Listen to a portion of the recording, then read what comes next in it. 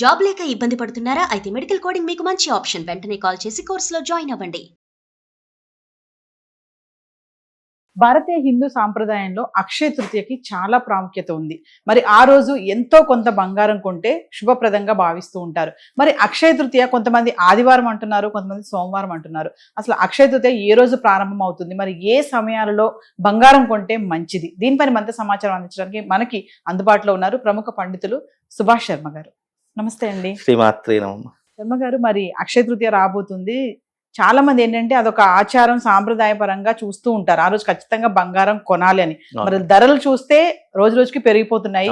మరి అక్షయ తృతీయ ఆదివారమా సోమవారమా అనే కన్ఫ్యూజన్ కూడా చాలా మందికి ఉంది. ఒకసారి డీటెయిల్ గా. తప్పకుండా అండి. ముందుగా వీక్షిస్తున్న ప్రేక్షకులందరికీ శ్రీమాత్రే నమః, శ్రీ గురుభ్యో నమః. నమస్తే అస్తు మహామాయే శ్రీపీఠే సురపూజితే శంఖచక్రగదాహస్తే మహాలక్ష్మీ నమోస్తుతే.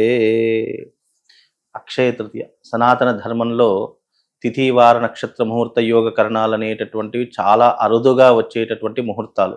అందులో అక్షయ తృతీయ ఒకటి అద్భుతమైనటువంటి ముహూర్తం. అంటే సంవత్సర కాలంలో మనిషి యొక్క జీవితాన్ని మార్చేటటువంటి ముహూర్తాలు 4 ఉంటాయి.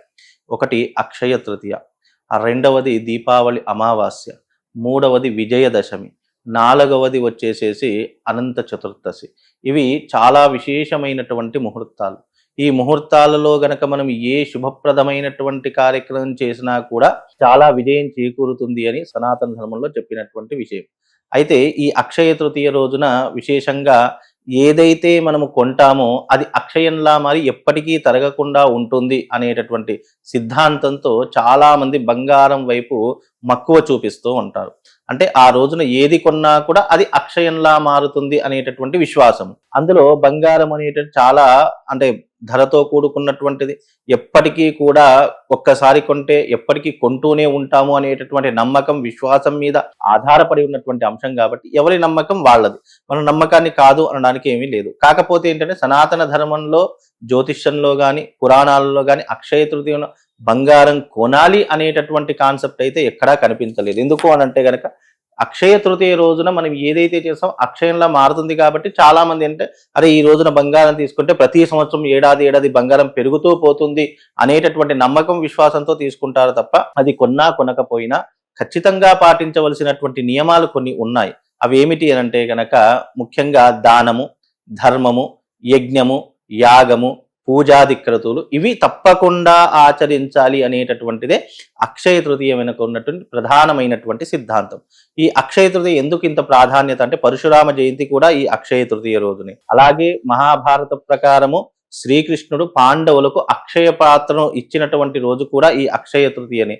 అలాగే వైశాఖ మాసంలో 3వ రోజు వచ్చేటటువంటి ఈ తృతీయ చాలా అత్యద్భుతమైనటువంటిది. ఈ రోజున చేసే ఏ కార్యమైనా అంటే మనిషి జీవితంలో విద్య, ఉద్యోగం, ఆరోగ్యం, దానము, ధర్మము, వస్తువులు ఏదైనా కొనుగోలు చేశామనుకోండి అది వివాహము, విద్య, గృహప్రవేశము, ఇలా వివాహము ఇలాంటివి ఏవి చేసినా కూడా విశేషమైనటువంటి పుణ్య ఫలితాలకు మనకు దారి తీస్తుంది. కాబట్టి ఈ రోజున అక్షయ తృతీయ రోజున ఇలాంటి క్రతువులు ఆచరించాలి అని శాస్త్రము. అందులోనూ అక్షయ తృతీయ మనకు విశేషంగా యజ్ఞయాగాదులు చేసుకోవడానికి చాలా ప్రీతికరమైనటువంటి విశేషమైనటువంటి రోజు.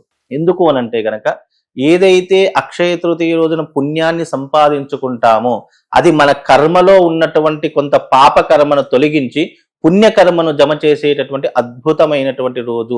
నువ్వు బంగారం కొంటే నీ ఆస్తి పెరుగుతుందేమో కానీ పుణ్యం పెరగదు. మనిషి జీవితంలో ముక్తి కావాలన్నా, సంతోషము, ఆరోగ్యము ఇవన్నీ కావాలన్నా అవి దేని వల్ల సాధ్యపడతాయి అంటే దైవిక కార్యక్రమాల వల్ల మాత్రమే సాధ్యపడతాయి. నువ్వు ఆస్తులు ఎంత సంపాదించుకున్నా సంతోషం లేకపోయినా, ఆనందం లేకపోయినా అవి చూడ్డానికి బాగానే ఉంటాయి కానీ మనసుకి తృప్తిని ఇవ్వవు. కాబట్టి మనిషికి తృప్తినిచ్చేది ఏంటి అంటే మంచి ఆరోగ్యము, మనశ్శాంతి. ఈ రెండూ ఉంటే ప్రపంచంలో ఎక్కడైనా బతకొచ్చు. నువ్వు ఇవి రెండూ లేకుండా నా వెనక ఇంత ఆస్తుంది, అంత ఆస్తుంది, ఇంత బంగారం ఉంది, అంత ధనం ఉంది అంటే అవన్నీ ఏమీ చేయలేవు. ఎందుకు అనంటే ఎంత ఉన్నా మనిషికి మనశ్శాంతి లేకపోతే అవన్నీ కూడా దిగదుడిపే. అందుకే నువ్వు అక్షయ తృతీయ రోజున ఏం చేసుకోవాలి? దైవిక క్రతువులు లేదా నీ దగ్గర డబ్బుంది, దాన ధర్మాలు చేయు. ఇంకా నీ ఆస్తిని రెట్టింపు కాదు, నువ్వు దానం చేస్తే ఆ దాన పుణ్యం వల్ల ఇంకా నీ యొక్క ధనము రెట్టింపు అవుతుంది అనేటటువంటిది శాస్త్ర ప్రకారం. అందుకే నువ్వు అక్షయ తృతీయ రోజున ఏ పని అయితే చేస్తావో అది నీ జీవితంలో అక్షయంలా మారుతుంది అని శాస్త్రం. అందుకే అక్షయ తృతీయ రోజున బంగారం కొనుక్కోవడం అనేటటువంటిది మనిషి యొక్క నమ్మకము, సిద్ధాంతం మీద ఆధారపడి ఉందే తప్ప శాస్త్రానుగుణంగా బంగారం కొనాలి అనేటటువంటిది ఎక్కడా కూడా లేదు. కాబట్టి నువ్వు కొన్నా ఏమీ కాదు, కొనకపోయినా ఏమీ తరగదు. కాకపోతే నువ్వు అక్షయ తృతీయ రోజున చక్కగా దాన ధర్మాలు, యజ్ఞయాగాదులు, పూజాది క్రతువులు, లేదా లేని వాళ్లకు విద్యాదానం, అంటే ఫీజులు కట్టలేనటువంటి వాళ్లకు ఇంత విద్యాదానము, లేదు పుస్తకాలు కొనుక్కోలేనటువంటి వారికి పుస్తక దానము, ఇలా ఏదో ఒక దానము చేసుకోవడం వల్ల విశేషమైనటువంటి పుణ్య ఫలితం కలుగుతుంది. అందులోనూ ఇప్పుడు వచ్చే ఈ అక్షయ తృతీయ అత్యంత వైభవోపేతమైనటువంటిది. ఈ యొక్క సంవత్సరానికి మొట్టమొదటి, అంటే ప్రతి ఒక్క మనిషి జీవితాన్ని అపర కుబేరులను చేసేటటువంటి అద్భుతమైనటువంటి యోగాన్ని ప్రసాదించేటటువంటిది అక్షయ తృతీయ. కాబట్టి ఈ అక్షయ తృతీయను ఒక మనిషి ఏ రకంగా యూటిలైజ్ చేసుకుంటాడో దాని ప్రకారంగా మనిషి యొక్క జీవితం అనేటటువంటిది కొనసాగుతుందే తప్ప ఇందులో బంగారం కొనాలి, వెండి కొనాలి, లేదా ఇంకా వేరే ఏదైనా వస్తువులు కొనాలి అని అంటే గనక కొనుక్కోండి, దాంట్లో తప్పేం లేదు. కాకపోతే దానికంటే విలువైనటువంటిది ఏదైనా ఉంది అంటే అది యజ్ఞము, దానము, ధర్మం. ఇవి చాలా ప్రత్యేకమైనటువంటి అంశాలమ్మా. నమస్తే.